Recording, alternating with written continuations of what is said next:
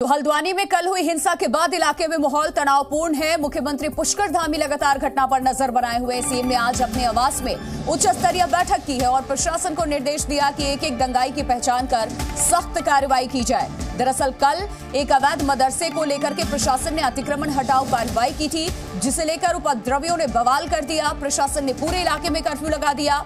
इसके अलावा क्षेत्र में दंगाइयों को देखते ही गोली मारने के आदेश दिए गए।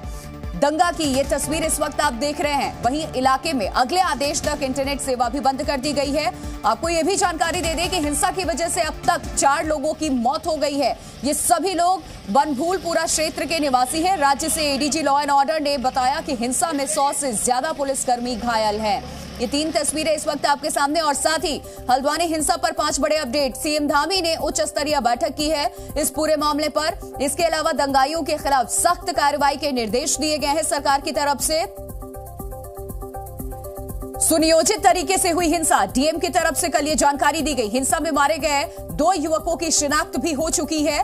इसके अलावा आपको ये भी जानकारी दे दें, जुम्मे पर उत्तराखंड से यूपी तक हाई अलर्ट है। जी मीडिया संवाददाता अंजलि सिंह इस वक्त हमारे साथ जुड़ रही हैं इस खबर पे अपडेट के साथ। सीधे उनका रुख करते हैं, किस तरीके से पत्थर से, पेट्रोल बम से पुलिसकर्मियों को निशाना बनाया गया और 100 पुलिसकर्मी घायल हुए। अंजलि, क्या तस्वीरें आज, क्या अपडेट? डीएम की तरफ से स्पष्ट कल ही कर दिया गया, सुनियोजित तरीके से इस हिंसा को अंजाम दिया गया है।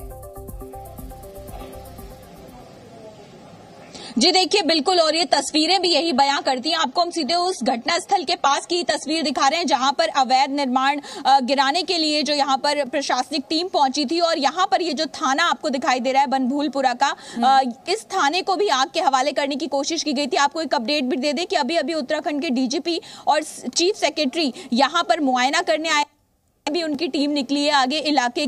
उन्होंने इस थाने का भी जायजा लिया। आगे आपको दिखाई देगा कि किस तरह से सुरक्षा कर्मी यहाँ पर तैनात है और किस तरह से उग्र हिंसा रही होगी। आपको ये तस्वीरें दिखाते हैं। ये जली हुई गाड़ियां देखिए, यहाँ से अभी ऐसी ही कई गाड़ियों को हटाया गया है। यहाँ पर एक बड़ा ढेर लगा हुआ था ऐसी ही जली हुई गाड़ियां, जिनमें बाइक्स हैं, साइकिल हैं।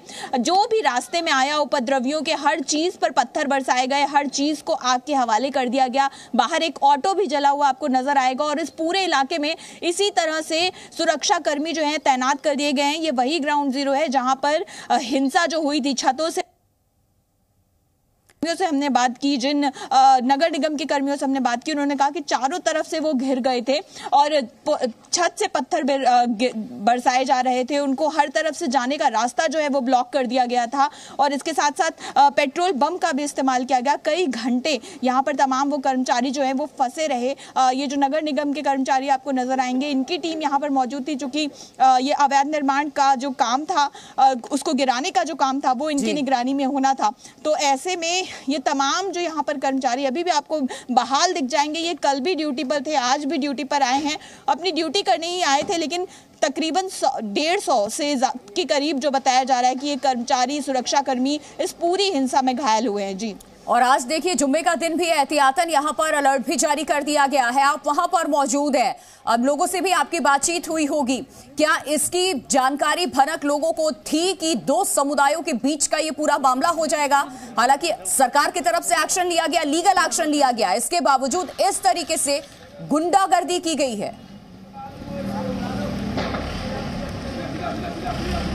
अंजलि का वापस रुख करूंगी। अंजलि ग्राउंड जीरो पे इस वक्त मौजूद है, तस्वीरें अब तक पहुंचा रही हैं।